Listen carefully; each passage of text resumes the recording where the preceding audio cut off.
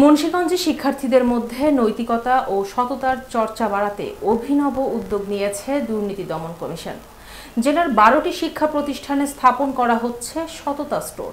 এই স্টোরে থাকবে পণ্য, কিন্তু থাকবে না কোনো বিক্রেতা।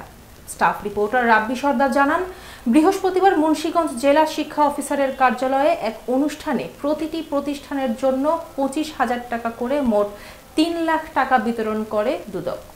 দুদকের কর্মকর্তারা জানান, এই সততা স্টোরে শিক্ষার্থীরা নিজেরাই প্রয়োজনীয় পণ্য কিনবে, পণ্যের দাম দেখে টাকা নির্দিষ্ট বাক্সে জমা দেবে আর খাতায় লিখে রাখবে পণ্য বিবরণ।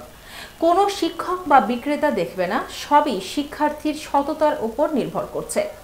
অনুষ্ঠানে মুন্সিগঞ্জ জেলা শিক্ষা অফিসার মোহাম্মদ শরীফুল ইসলাম, সহকারী জেলা শিক্ষা অফিসার মোহাম্মদ আবদুল্লাহ আল ফারুক, দুদক নারায়ণগঞ্জ সমন্বিত জেলা কার্যালয়ের উপসহকারী পরিচালক মোহাম্মদ তারেক মিয়া, মোহাম্মদ শরীফুল ইসলাম, মোহাম্মদ মশিউর রহমান, সিরাজদি খান উপজেলা দুর্নীতি প্রতিরোধ কমিটির সভাপতি শেখ আমিন ও টঙ্গীবাড়ি উপজেলা দুর্নীতি প্রতিরোধ কমিটির সহ সাধারণ সম্পাদক মোহাম্মদ মাসুম সহ অনেকে উপস্থিত ছিলেন।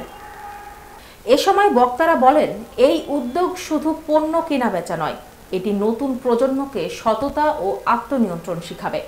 একজন শিক্ষার্থী নিজে নিজে হিসাব মেলাবে, টাকা জমা দেবে, এটাই হবে তার বড় শিক্ষা।